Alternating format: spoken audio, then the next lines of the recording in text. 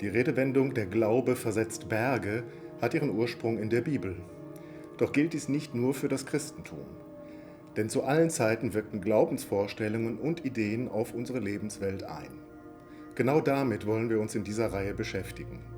Wir widmen uns verschiedenen religiösen und nicht religiösen Überzeugungen und zeigen, wie Menschen durch sie ihre Lebenswelt aktiv geformt haben.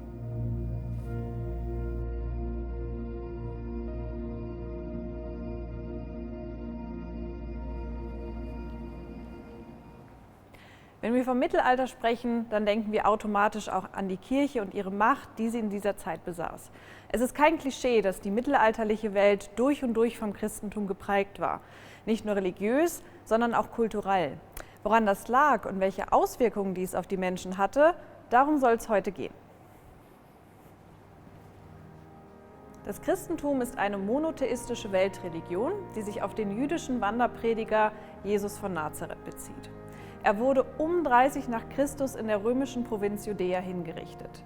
Für die Christen handelt es sich bei Jesus von Nazareth um den im Alten Testament angekündigten Messias, der die Menschheit von der Sünde erlöst.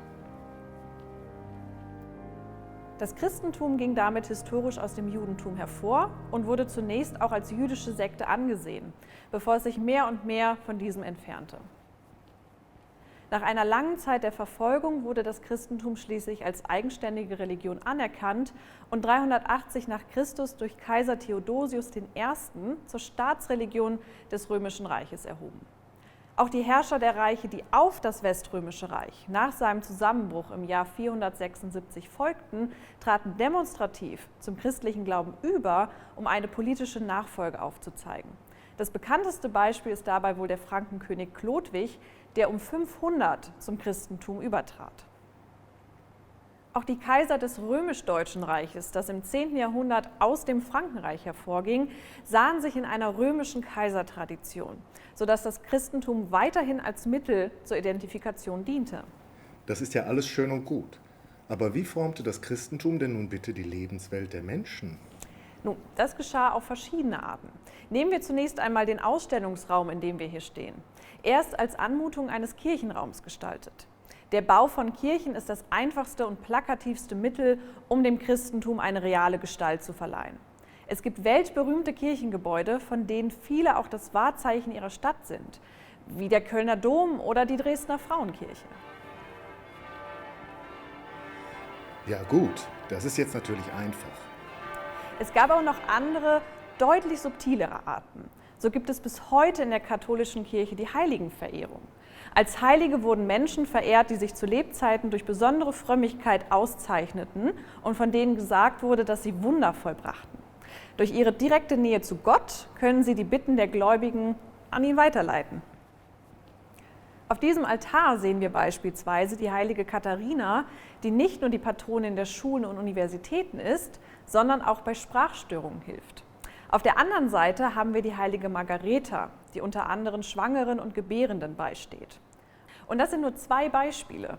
Der Himmel ist voll von Heiligen, die einem in jeder Lebenssituation beistehen.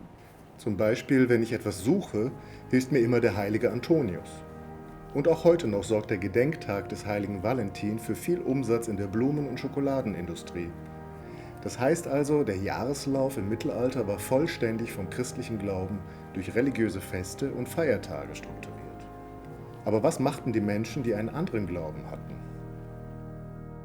Die wurden in ihrem Leben stark eingeschränkt. Wir wissen, dass es bereits im Frühmittelalter jüdische Gemeinden in den Reichsstädten gab. Die größten Gemeinden lebten seit dem 11. Jahrhundert in Speyer, Worms und Mainz. Die Jüdinnen und Juden standen dabei unter dem Schutz der Bischöfe und es war ihnen erlaubt, ihren Glauben auszuüben. Aber bereits 1215 setzte Papst Innozenz III. Fest, dass sie sich in ihrer Kleidung von den Christen zu unterscheiden haben und Ehen zwischen Juden und Christen wurden verboten.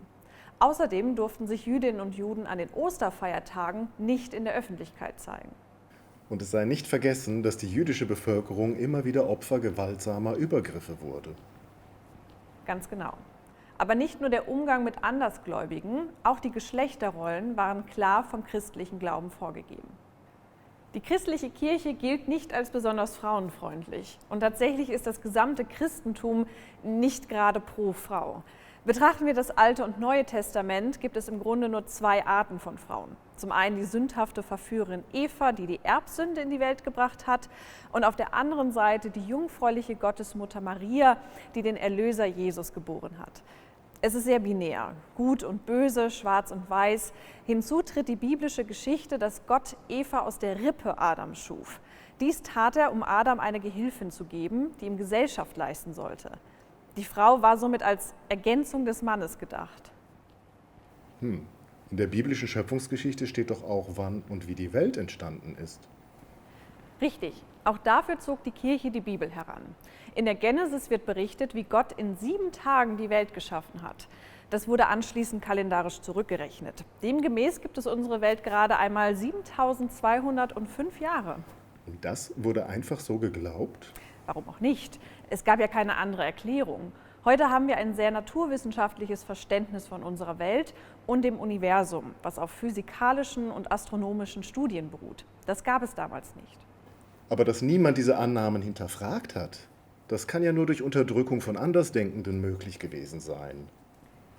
Nun, ich drehe diese Aussage immer gerne um. Heute wissen wir, dass alles um uns herum aus Atomen besteht.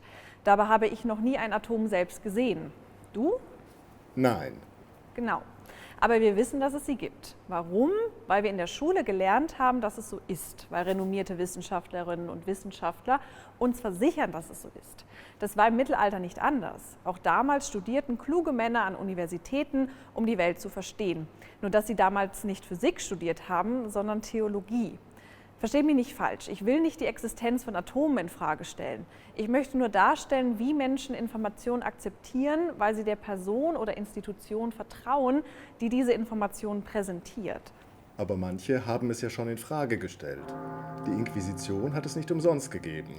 Das stimmt natürlich. Die Verfolgung von Ketzern, also von Menschen, die die offizielle Kirchenlehre ablehnen, erscheint uns heute als absolut intolerant und menschenverachtend. Was es auch war, keine Frage. Die Kirche selbst hat dies jedoch nicht als grundsätzlich schlecht wahrgenommen. Es war eher ein notwendiges Übel. Sehen wir es so, die Kirche, zumindest ihrer Ansicht nach, leitet den Menschen zu einem gottgefälligen Leben an und sorgt so für dessen Erlösung. Und jetzt kommt so ein Ketzer daher, der Lügen erzählt und damit die Menschen vom gottgefälligen Leben abbringt. Das Seelenheil aller gerät in Gefahr. Und was soll man also anderes tun, als diese Ketzer daran zu hindern, ihre Ideen zu verbreiten? Und wenn sie nicht aufhören, sie zu töten.